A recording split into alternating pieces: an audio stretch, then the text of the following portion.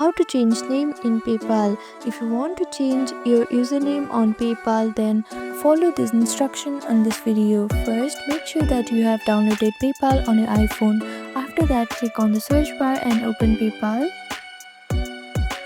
Now make sure to log into your account. After you log into your account, you will see this home page, and here on the top right corner you can see this human icon. Click on it. Now click on this complete your personal profile option. Here you can see your current username. Click on that username and type in the new username that you want to save on PayPal. After that, click on the save option.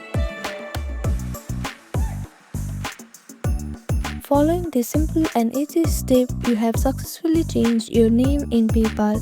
Thank you for watching this video. Please do not forget to like, share and subscribe to our channel, and comment down below if you have any other queries. Thank you.